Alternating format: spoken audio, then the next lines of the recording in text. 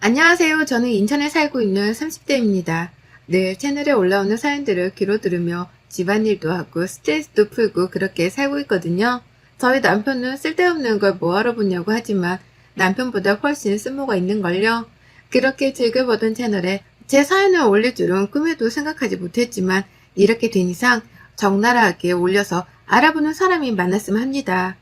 원래 비혼주의 비슷하게 마음을 먹고 애매한 그 경계에 있다가 남편을 만나고 결혼을 했어요. 그게 아주 잘못된 선택이었고 제 인생에서 제가 스스로 한 선택 중 가장 잘못된 선택이었죠.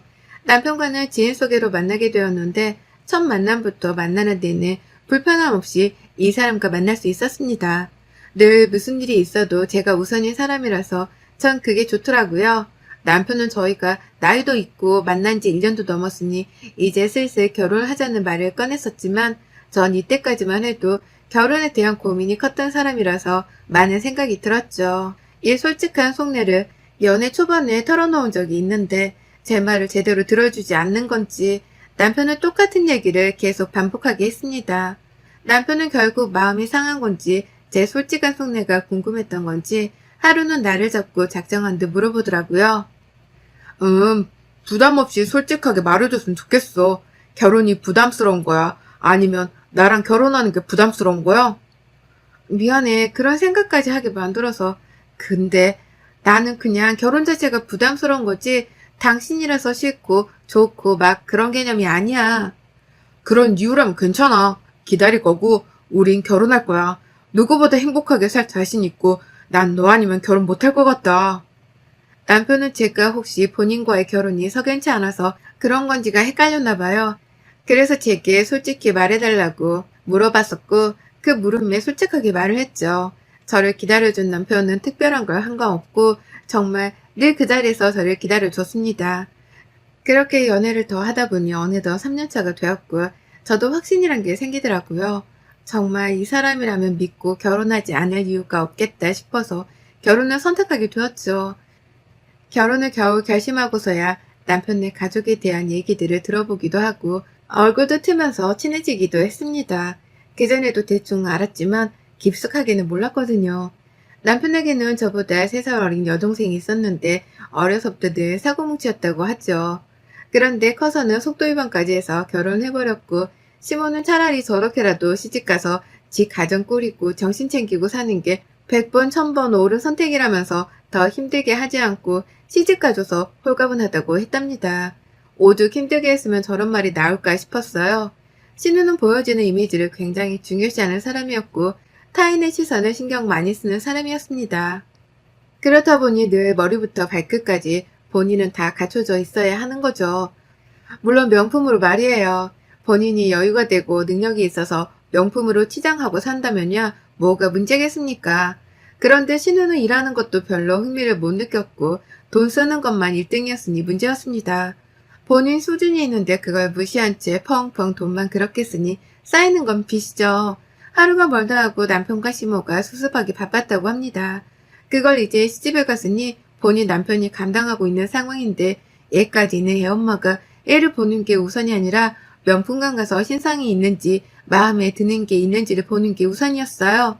그렇다고 신우 남편이 돈을 잘 버는 것도 아니고 평범한 중소기업에 다니는 성실한 회사원이었습니다. 회사원 급여로 신우의 사치스러움은 절대 감당할 수 없었죠. 알고 보니 신모가 카드를 쥐어줬고 그거랑 본인 남편 카드를 번갈아 가면서 그렇게 사리사욕을 채우고 있었더라고요. 시모는 또 막내딸이 기죽는 것도 싫고 원래 그런 애라면서 매일 감싸주기 바빴어요.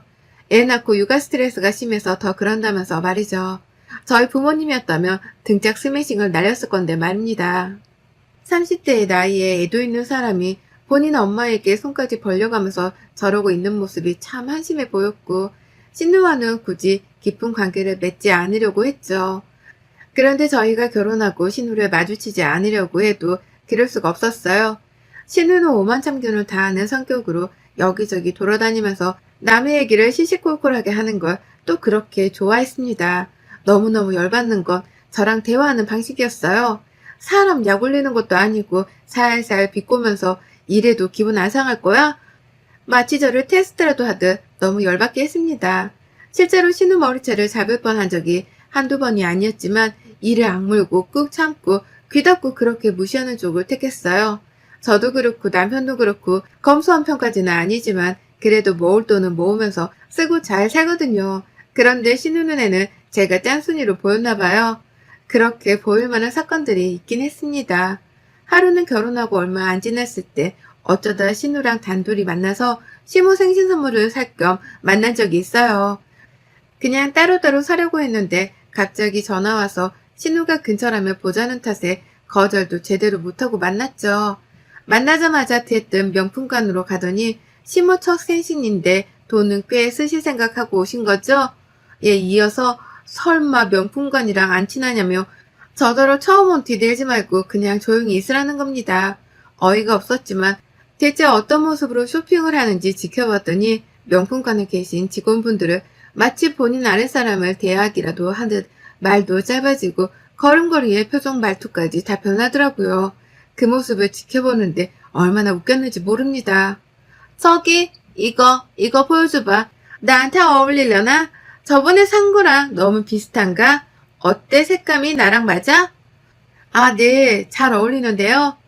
뭐가? 무슨 컬러가 어울리는데 그렇게 팔려고 영업치는 멘트 말고 진심을 다해서 말하란 말이야. 이까짓 거 2개, 3개 못 사겠어, 내가? 근데 물어봤을 때는 그만한 이유가 있지 않겠어? 죄송합니다. 평소 옷 스타일이 오늘 착장이랑 비슷한 거라면 우측이 더 좋을 것 같아요. 는데요, 같아요.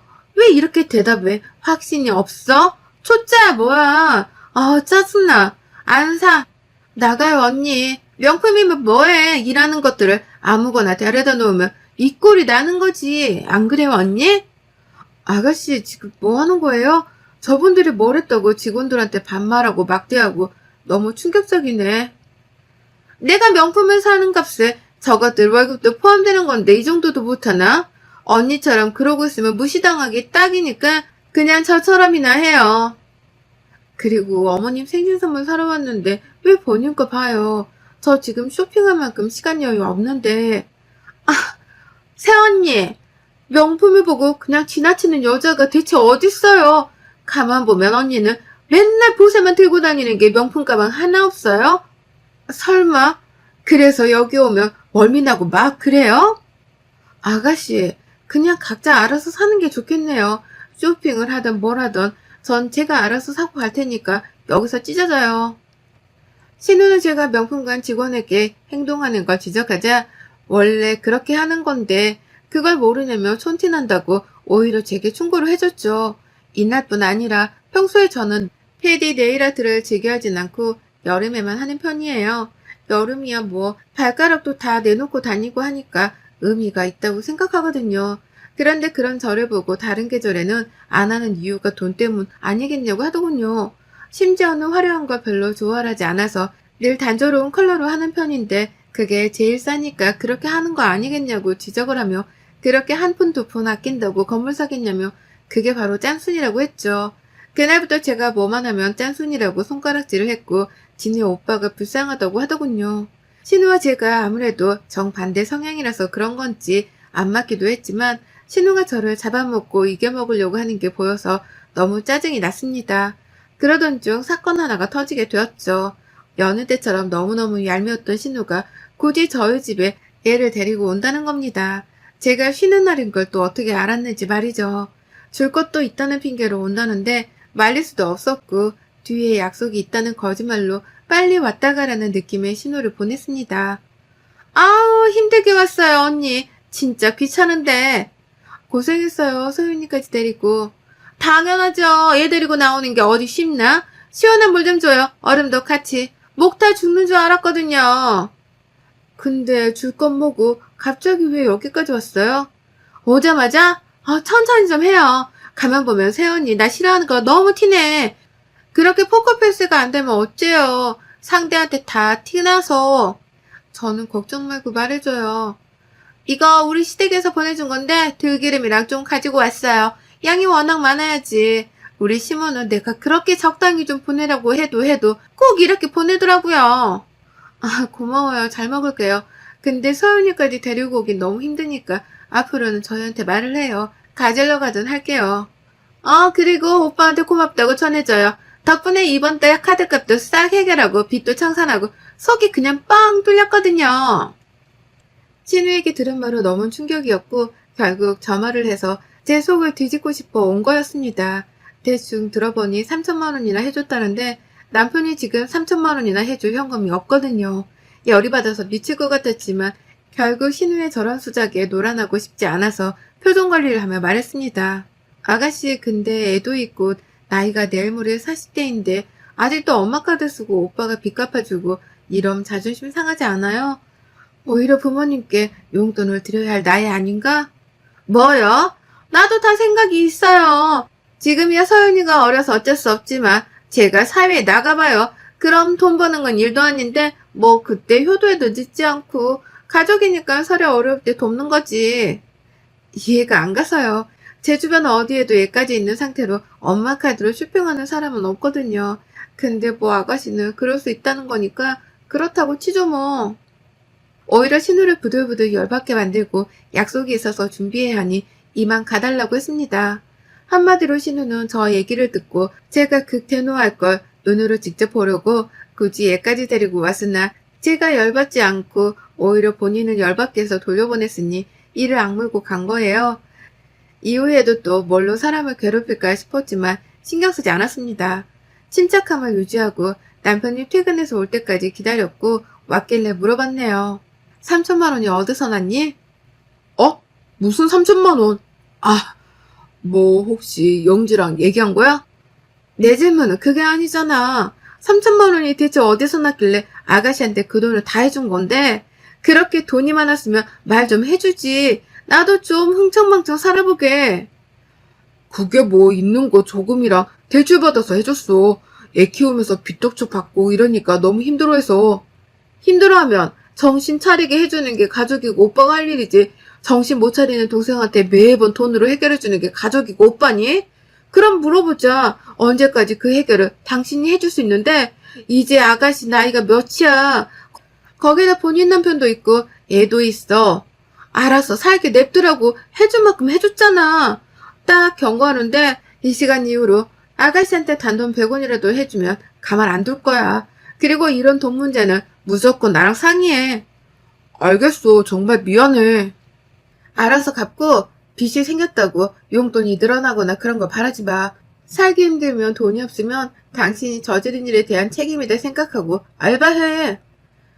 남편과 우선 이 일은 이미 벌어진 일이고 주워 담을 수도 없으니 이쯤 했습니다. 대신 신우 남편에게 경고식으로 전화를 한 통 했어요. 저예요. 늦은 시간에 미안한데 저희 집도 덕분에 난리가 나서 전화를 안 할 수가 없어서 했어요. 아가씨 단속 좀 잘해주세요. 나이가 몇인데 본인 쇼핑하겠다고 흥청망청 쓴 돈을 저희 남편이 대출까지 받아서 3천만 원이나 갚아줘야 하는지 전 진짜 모르겠어요. 네? 3천만 원이요? 아니 그게 무슨... 혹시 모르실까 했는데 역시나네요. 3천만 원 해줬는데요. 빚독촉에 시달려서 죽을 것 같다고 하도 죽는 소리를 해서요. 그걸 또 저 열받으라고 저희 집에 얘까지 데려와서 말하는 거 보고 전 진짜 오늘 하루 너무 충격적이었거든요. 그러니까 제발 아가씨 단속 좀 해주세요. 언제까지 저렇게 살게 될 수는 없잖아요. 저도 이것 때문에 엄청 싸우거든요. 하루가 멀다 하고 싸우는데 해결책도 없고 해결도 안 나고 미치겠어요. 근데 3천만 원까지 받아놓고 저한테는 아무 말 안 하는 거 보니까 숨기려는 것 같은데 이건 제가 알아서 할게요. 그리고 피해드리지 않을게요. 죄송합니다. 신우 남편에게 저렇게 말하고 나서 신우의 전화는 미친 듯이 왔지만 차단해버렸어요. 시끄러워서 잘 수가 있어야죠. 그 다음날은 바로 시모에게 전화가 왔고 욕 한 바가지를 먹었습니다. 수진이니? 난데 어제 일태지 왜 그런 거니 너? 영지채 한숨도 못 자고 울고불고 아주 난리도 아니었거든. 거기다 쟤네 이혼한대. 너 이거 어떻게 책임질 거야? 아무리 대출 받아준 게 열받고 짜증나도 그렇지. 당사자도 아니고 남편한테 전화해서 그럴 일이야? 죽어도 이혼한다는데 어쩔 거냐고. 네? 돈 예쁘게 쓰는 거 모르는 것도 아니었는데 그 이후로 이혼한다는 게 맞아요? 맞대. 그리고 그게 중요하니 넌 지금 이혼을 한다는 게 중요하지. 어쩜 그렇게 사람이 지밖에 모르지? 나 너한테 너무 소름 돋는다. 당장 집에 와서 이 문제 해결해. 밥 한 술도 못 두고 울기만 하는데 안쓰러워 미치겠으니까 네가 해결하라고. 조금 충격적이긴 했어요. 제 전화 한 통으로 이혼까지 가게 되었다고 하니 조금만 참을 걸 그랬나 싶고 내가 너무 심했나 싶은 생각이 들었습니다. 많은 생각을 하던 끝에 저는 시댁으로 갔고 거기엔 울고불고 지쳐있는 신우와 이마에 손을 탁 올리고 있는 시모가 있었죠. 저를 보자마자 신우는 미친 사람처럼 달려들어서 광기 어린 목소리로 말하더군요. 아, 어쩔 거냐고. 너 때문에 이혼당하게 생겼는데 어쩔 거냐고. 내 오빠가 나한테 돈 좀 해준 게 그렇게 열받았으면 나한테 말할 것이지. 왜 내 남편한테 말해서 이혼녀로 만들어? 얘를 혼자 어떻게 키우라고 나더러. 아가씨, 우선 진정 좀 해봐요. 너 같으면 진정하게 생겼냐? 이혼당하게 생겼는데? 내 말은 듣지도 않아. 연락도 안 받는다고. 그뿐이야? 집도 나갔어. 어쩔 거냐고. 지금 눈에 뵈는 게 없는 거 아는데 말 좀 가려서 하고 아니면 편하게 둘 다 말까고 하던가. 처음에 어머님 전화 받고 정말 내가 참을 걸 그랬나 싶은 미안한 마음이 들었는데 곰곰이 생각을 해보니까 그게 왜 내 탓이지? 결국 주제도 모르고 흥청망청 돈 쓰고 얘 엄마가 얘도 똑바로 안 돌본 게 팩트잖아. 그게 쌓이고 쌓여 폭발한 거 아니겠어? 그럼 아가씨 네가 이혼당하는 이유가 나 때문이야? 너 때문이지. 뭐라고? 지금 말 다 했어? 할 말이 많은데 굳이 안 하려고 대화가 통해야지. 어머님도 저한테 그런 식으로 마냥 딸이라고 감싸돌면서 편드는 말씀 하지 마세요. 딸이고 자식이니까 더 엄하게 아닌 건 아니라고 말씀해 주셔야지. 아범도 어머님도 누구 하나 아가씨 정신상태 지적을 안 해주고 맨날 돈으로 막아주니 이 나이에 이렇게 큰 거 아니겠어요? 그리고 너 나한테 까불지 마. 너만 소리 질러? 나도 소리 질러. 너만 눈 돌아? 나도 돌아. 한마디로 건들지 마, 알겠니? 신우랑 대판 싸우고 성격 제대로 보여주고 나오려는데 시모가 저를 잡는 겁니다. 그리고선 그러더라고요. 너 지금 내 앞에서 뭐 하는 짓이야? 난 보이지도 않아? 어? 위아래도 없는 거야, 너는? 그만 좀 하세요. 위아래가 있고 없고를 떠나서 어머님도 옆에서 하신 말씀 없으셔서 조용히 계신 거 아니세요? 그러면서 왜 갑자기 따라 나와 그러세요? 너 내가 오냐 오냐 해줬지 아주? 무슨 소리세요? 제가 아니라 아가씨겠죠. 어머님이 저를 언제 오냐 오냐 해주셨어요? 툭하면 돈 없냐? 아가씨 돈 좀 해줘라. 말고 저한테 하신 말씀이 뭐 있으세요? 전 모르겠는데 아무튼 냅두세요 저 좀. 이런 식구들 딸려있으면 아범이랑도 안 살아요 저. 전 시모와도 되판하고 집으로 왔고 겨우 진정하고 있는데 모든 얘기를 들은 남편과 또 싸웠습니다. 남편은 아무리 그래도 내 엄마고 동생인데 너무했다. 사과해라라는 입장이었고 저는 잘못한 게 없으니 사과할 이유도 없다. 그들이 기분이 그렇게 상했으면 네가 가서 풀어줘라였습니다. 그러던 중 신우 남편이 제게 전화가 온 거예요. 따로 연락하고 지내던 사이도 아니었기도 했고 지금 잠수를 탄 상황에 저한테 연락이 오니 놀랬죠. 그리고 30분을 넘도록 한 통화 속에서 충격적인 사실을 듣게 되었습니다. 신우가 이혼당하는 이유는 바람피다 걸려서라고 해요. 안 그래도 저것 때문에 사내만에 하던 찰나에 제가 3천만 원이란 기름을 확 부어준 거죠. 그래서 본인이 애를 키울 거고 서류 정리가 어느 정도 되면 나타날 거라고 하더군요. 혹시 제가 당하고 있을까봐 연락을 해줬다네요. 이어 말한 게 남편이 3천만 원을 해준 게 아니라 3금융까지 다 끌어서 신우에게 이후에 3천만 원을 또 해줬다고. 아마 총 6천일 거라고 말을 해줍디다. 원래 제 계획에 이혼은 없었으나 저 지긋지긋한 시댁 것들에 나아질 기미가 보이지도 않는 남편을 두고 선택할 것도 없이 답은 이혼이었죠. 순식간에 변호사를 통해 정리를 해버렸고 한순간에 두 자식 모두가 이혼하고 시댁에 얹혀 살게 되니 시모는 어떻겠어요? 착잡해서 아주 죽으려고 하던데요. 제가 또 친히 시댁에 마지막으로 한번 방문했는데 굵은 소금을 한 포대 들고 갔습니다. 그리고 입구에서부터 집 곳곳까지 뿌려버렸죠. 더러워 아주. 이 집 구석은 입만 벌리면 구라야. 부정이 제대로 탄 거 아니겠어? 그래서 내돈내산으로 특별히 굵은 소금까지 가지고 왔네요. 야 최영지, 너 바람 펴서 이혼당한 게 어디서 내 핑계를 대며 찔찔 짜? 너나 니네 애미나 아주 연기자라 깜빡 속았지 뭐니.